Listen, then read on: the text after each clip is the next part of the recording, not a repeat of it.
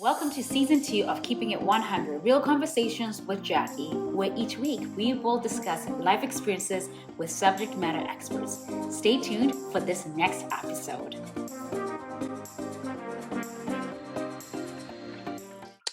Hello, and welcome to Keeping It 100 Real Conversations with Jacqui, where we discuss real life experiences. And each week we have a special guest in the house. And I'm your host, Jacqui Mono. And today we have our guest, Cindy Drummond. And she's the author of Reflections from the Dating Pool, and also the organizer of Women's Only Weekend, where we'll dive a little bit more about that event later. I got a chance to be part of the online event this year, which was exciting, and I'm super honored to have been part of it. Cindy, I am going to give you a chance to jump on and introduce yourself, Cindy, and thank you so much for joining our show today. How are you doing? I'm doing great. Thanks, Jacqui. And thank you so much for letting me be part of this. I think it's really important that we continue to have conversations, especially in light of what the last year and a half have been. I mean, we've had a lot of isolation and a lot of loneliness. So anytime we can have real conversations, I think that bring people together. I think it's very valuable. Absolutely. I absolutely agree. And I think that's how I even started off this platform because, there was just a lot of isolation, which I feel like I felt. I mean, I run online programs and, I get to interact with my clients online, but it's never really quite the same especially if it's not like a conversation that's just flowing. So I'm so happy that you could join us today. This is great. All right. So yeah, you're very welcome. So today we're going to be talking everything that Cindy does. So Cindy is an author of a book, which I'm yet to read because I've heard great things about it, Reflections from the Dating Pool. And I know that in the glimpse of it, you kind of went through a phase where you've always kind of been through like different like phases and tasks that you bring to yourself, challenges. And you did a challenge of 50 dates in 52 weeks. I want us to jump right into that because I think that's exciting. And I think everybody needs to listen to this because everybody, I'm sure, can relate to this, right? That doesn't even pertain to just women or men. It pertains to everybody, right? Yes, absolutely. So I will give you a little bit of the prologue to the book. So I was in a relationship with somebody who I thought was the love of my life. And one morning he was arrested in front of me and dragged out of our house. So the book starts in a tumultuous place.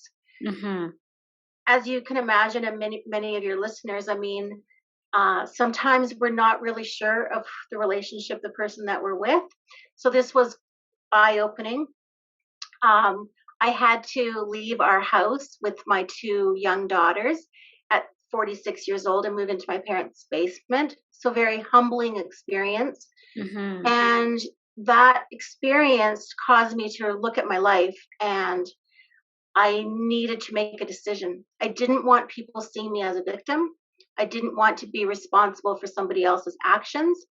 And so that is what actually led to my first Women Only Weekend. I love that. And just to kind of dive back into that experience, that moment in time when your husband got arrested, like how long had you guys been married for? And did you see it coming, or was it something that just kind of took you by surprise? Like, take us through that experience. So he was not the father of my children. I was married for 12 years, and then I spent 6 years with this guy. We did not get married, thank goodness. Okay. You asked if I saw this coming. Mm-hmm. No, I didn't. I was completely blindsided. Mm-hmm. I had doubt. I knew something was going on with him, but I didn't know. I had no idea really who he was. And so that was a huge shock to me and to my friends and family, because he had almost like this secret life that I knew nothing about. Yeah. And I always kind of wonder sometimes, because I mean, there's a lot of people that tend to go through probably something similar that you go through, where you're with this person and you don't really truly know who they are until something absolutely astronomical happens, where it makes you look at things in a different light. That's actually, thank you so much for sharing that. I'm sorry to hear that, but obviously it's brought you to this moment, and that's why we're having this conversation. So, so once you found out, and you had to move in with your parents, like you had mentioned, what was the next step from there? Because yeah. So I launched the Women Only Weekend, which was an amazing event. I wanted something positive to focus on. And Hmm. so, it was that face down in the mud moment where I'm like, yeah, this is not going to define me. So that allowed me to create Women Only Weekend. We gathered in Canmore, and it was just this magical event that brought women together for a weekend of empowerment and, some laughter and some tears. But it was Yeah. these two women that came up to me that I didn't know, and they said, Cindy, like, wow, which is interesting because my event is called Wow, but people always say wow when I talk about Yeah. it. And they said, this event is life changing. Love And that's when it. it hit me. Like, I created an event that changed the trajectory of my life. So it allowed me to have a new passion and purpose. So to answer your question, is that's what I think gave me the courage then to know that I could trust myself, know that I had a long journey ahead of me if I was going to meet somebody that I could fall in love with. Hmm. But it was it was that event and surrounding myself with other people that I were part of a tribe, I guess, that gave me the courage to be willing to try and fall in love again. Yeah, just to kind of also kind of take it back a little bit. How long ago was this when everything kind of unfolded for you and you were like, okay, right? 9 years ago. Okay, so it's been quite some time. Oh my gosh, but still, that's incredible. I like the piece where you mentioned you didn't want to be a victim. A lot of the times in just depending on what it is that we go through, we have, as human beings, we have this tendency of wanting to feel sorry for ourselves, and anyone could probably fall into that hole where they feel like that defeated, there's no moving on from that experience, and not looking at that glass half full, but looking at the glass half empty. So what were the steps that you took at that moment in time where you were like, I don't want to be a victim? Was there like underlying, like, let's say, I don't know, therapy, meditation? Like, what did you do to kind of overcome that and make yourself kind of be like, okay, I got to snap out of it. What do I do next? Take us through that, if you don't mind. Absolutely. Well, so I think truthfully what was the underlying reason that I couldn't let myself go down that victim path was because I had two impressionable daughters. At the time they were 13 and 16. Obviously they're looking at me to watch what I'm going to do. So I had to be strong for them. I That's probably very important. Hmm. wasn't as strong. I mean, I needed them to know I was going to be okay.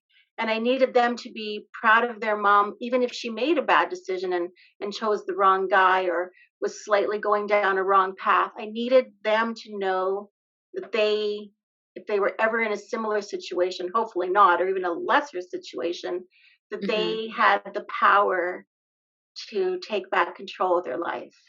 Absolutely. And I mean, I think that piece that you just said about taking control of your life, this could be relationship wise, it could be work wise, it could be just life in general. Sometimes life can be in a certain way, and all of a sudden you don't have that lifestyle anymore, and you have to shift or pivot, right? Or even being a business owner, as we know, being business owners and shifting all the time.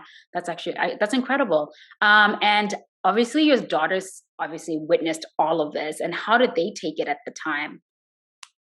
So you mentioned, therapy and those sort of things. So I did the right steps. Like, I made sure Mhm. that they had somebody to talk to. I made sure that we had an open relationship.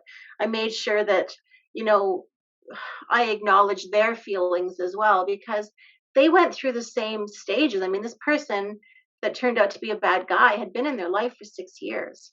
And so there was anger and hurt and Mhm. sadness and all of those things. So we did talk about it and we did go talk to counselors and things like that because I do think that that's not a sign of weakness. That is a sign of strength when you're willing to walk through that ugliness. Absolutely. Absolutely. I absolutely agree. And I really, really, truly admire that. Okay, so like, okay, now let's dive in a little bit more about the women's only weekend, which I'm a huge fan of now. I didn't know about it until you approached me earlier this year to be part of the online series of it, and it was just so much fun.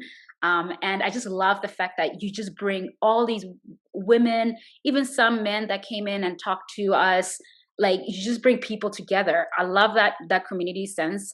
So let's dive a little bit more into it. Give us more details of what the next step is after the pandemic is over. Are you doing things online still, or are you going to be taking it somewhere else? Like how's that going to work? So great question. So for WOW 10, which will be my 10th annual anniversary next year, yes, we Hmm. are going back into the heart of the Rocky Mountains. And let me paint a picture. So we start this weekend. There's always a little bit of a market and some wine, and people just mingle and get to know each other again. Because a lot of people come back every year, and then there's a lot of new faces. And Hmm. there's 20-year-olds, 30-year-olds, 40-year-olds, 50-year-olds, 60-year-olds, and some 70-year-olds, which is amazing that we all come together. So I mothers, absolutely love daughters, that. yeah, Yeah. sisters, and then Saturdays, and you saw the online version. So Saturday is sessions on everything from acupuncture to sometimes we do Zumba. Yeah. It's just a take what you need from this weekend. Um, yeah, and there's you can go outside and you can explore chem, or you can spend the day in the spa. You can do whatever your soul needs. Yes. And then we gather in the evening, and you'll love this, Jacqui. We gather in the evening for karaoke and dancing. Oh my goodness. I love that. I love Yeah. karaoke. I'm not a very good singer, but I love karaoke. I have like Mhm. this go-to song that I always sing, but maybe you'll figure it out what on our next event if we when that happens. It'll be a Yes. surprise. Bring it. Yeah. I absolutely love that. That sounds very exciting, and I think we need more of these. It's like a retreat weekend. It's like you know, a lot of these women, most of them, are moms or business women, wives, partners, whatever the case may be. So they need that time to escape and actually spend that time that is more a necessity to them and what they need. So I absolutely love that. Absolutely love that. Okay, cool. So what we've been kind of waiting for. I want to hear about your 50 dates in 52 weeks. Because when we Okay. spoke about it, I was like, yes, that's exciting. It's very empowering, in my opinion. So shortly after my first women only weekend, I was thinking, okay, so that was amazing. But then you have this little bit of letdown after a big event because you've been planning something. And then I'm like, okay, now what's left? I'm still living at my parents' house. My kids are dancing 4 nights a week. And I'm thinking, okay, like, do I want to spend the rest of my life alone? And there's nothing Mm, wrong with that because there's some pros and cons. But I was like, no, okay, I'm going to start dating. And the idea terrified me. yeah. It made me I really think, emotional. yeah, I was going to say, especially after being with someone for like that length of time, and also having that mindset that this person may be in your life for the rest of your life, and all of a sudden everything changes. I can imagine how much of an adjustment that would have been, right? Yes, it was a huge adjustment. And so I thought the way to sort of ease myself into it was to give myself a lofty goal. I knew I wasn't ready to be in a relationship, but I was also Hmm. scared that if I didn't start the process, would I ever be ready? Absolutely. No time like the present, right? Right? So, Yeah. okay, Cindy, you're going to date 50 men over 52 weeks. That was the goal. Where did you meet these guys? Because please, I'm sure people want to know. Oh, well, like everybody who is thinking about dating, I think they're like, well, wouldn't it just, I don't want to go online. I just want somebody to say, here's a great guy. You guys are going to hit it off, or here's a great girl. And of course, that doesn't happen. And so you're like, oh, okay. So I actually registered with a few dating matchmaking services, and Okay. that wasn't going great. And so then you sort of dip your toe into the online dating pool. Then you get a little braver and you register with another company, and so I did all the things. Like I was in all the venues trying to meet as many people as I could. Oh, that's absolutely, and that's exactly how it goes. I mean, with the online world, especially, everything seems so tainted behind the screen, and it's so important to kind of invest yourself into different avenues in terms of meeting people in person. And did you find between online and maybe in person meetups, like what did you find was easier or more successful? Is the word? For me, I actually really liked the idea of speed dating. I Hmm. felt like the couple events that I went to with speed dating, the people were there, they showed up, they weren't hiding behind their screen. So that to me was very positive. But I also understand that some people might be a little more introverted and they're not quite ready to go into a group. Like that would be a lot for them to think that they have to move from table to table. Makes So I sense. think you have to decide what works well for you. And I don't know the answer to that. I'm not a dating coach, but Mhm. I think trying to do a little bit of everything. See what works, right? Hmm. Because I mean, as most of us know, dating can be challenging, right? Just finding that right person. Again, it's not about just meeting that right guy. Boom, you guys get married and perfect, right?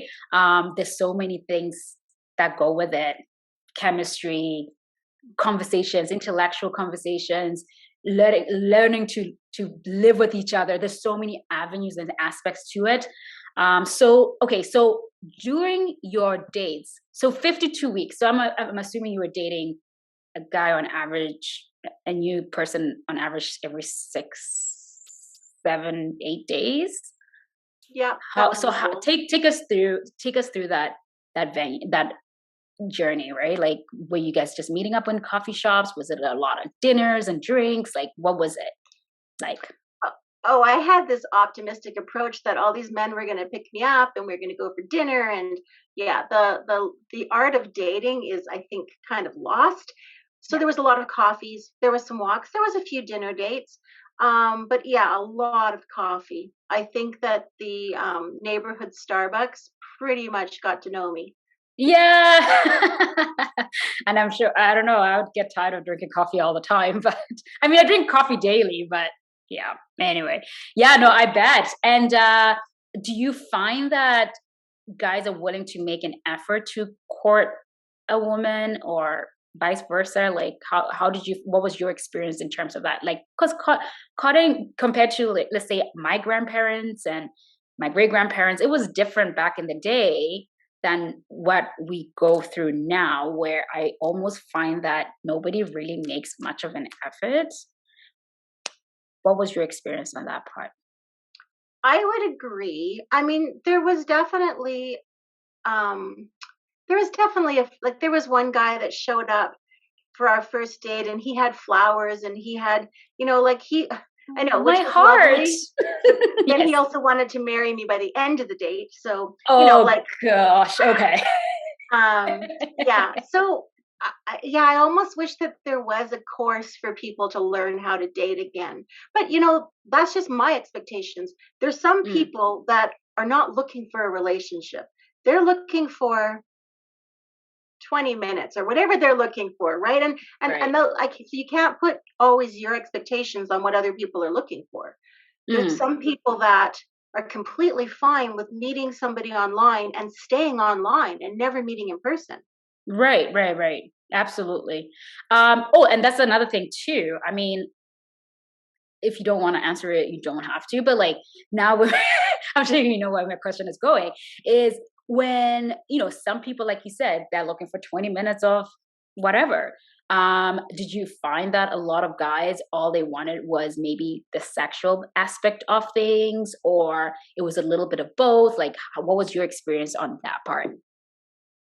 For me, because I don't think I was putting that out there, I didn't Right. have a lot of men showing up thinking that that's where we were headed.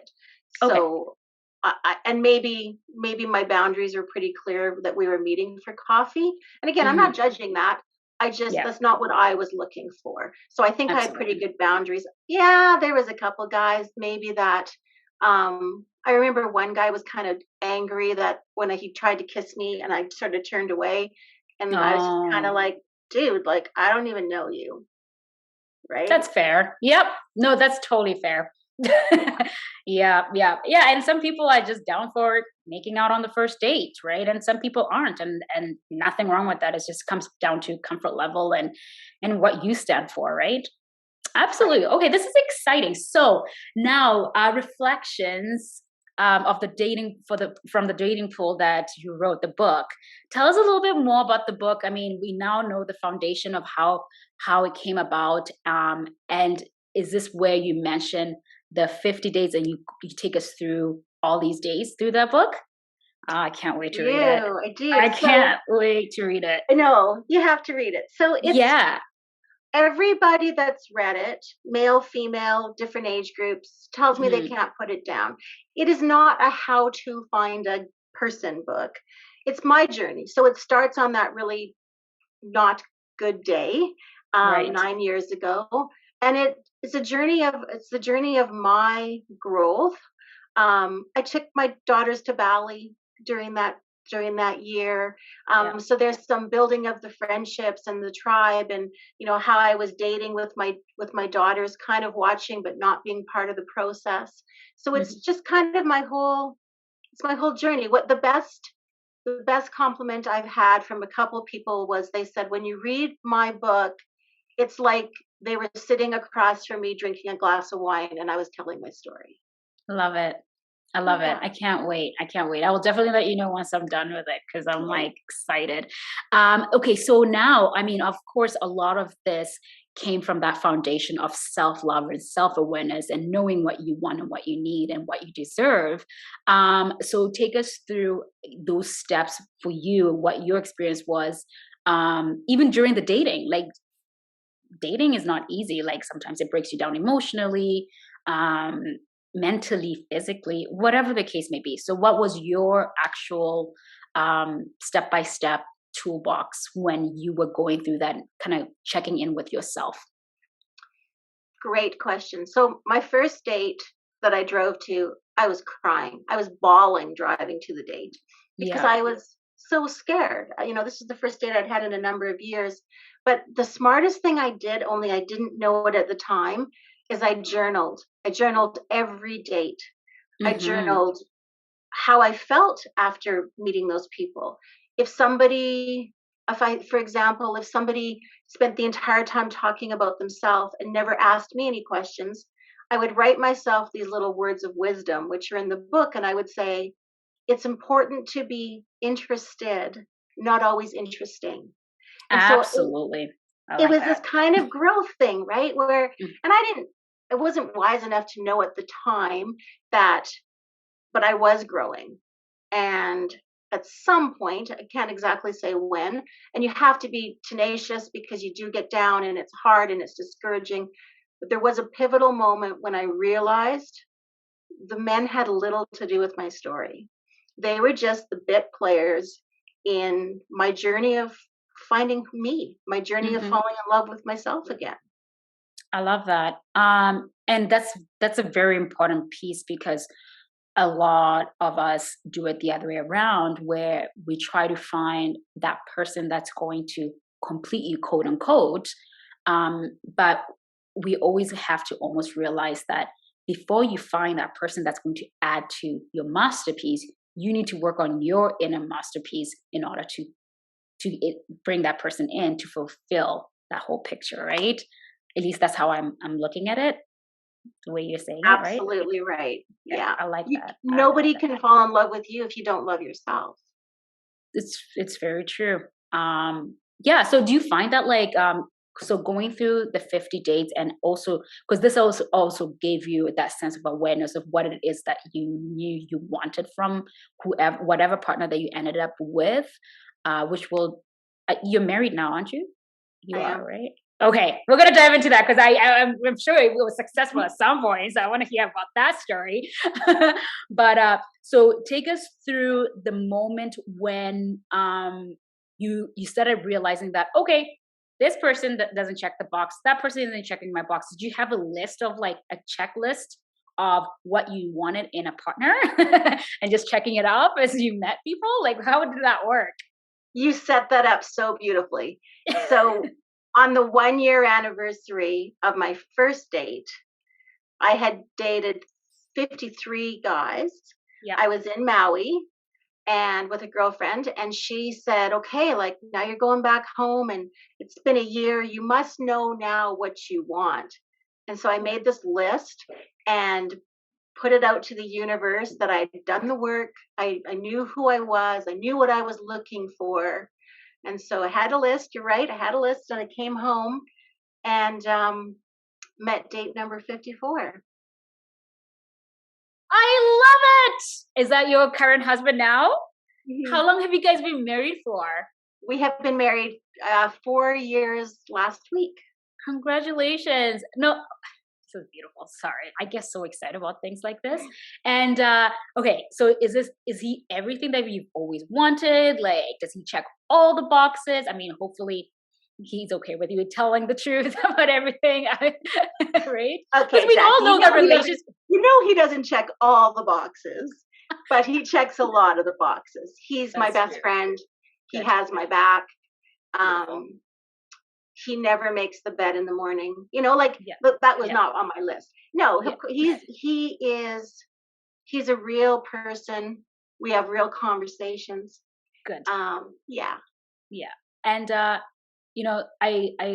often chat with some of my friends and I always say sometimes you can't have it all, but you can have most of it, right? So it just comes down to what works, and as long as you guys are both happy, and as long as you guys fulfill and you get this communication and openness, and if there is an issue you guys are able to kind of communicate that, then why not, right?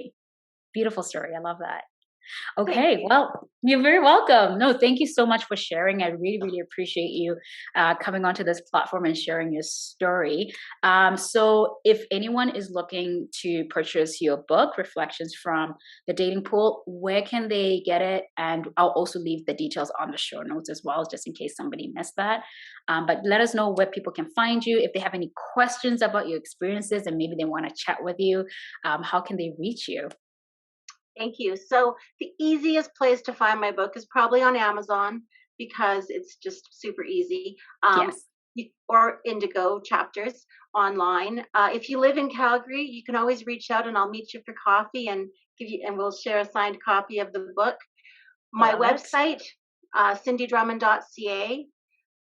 Something new, because again, I'm trying to bring people together. I do have a group called Date Club YYC.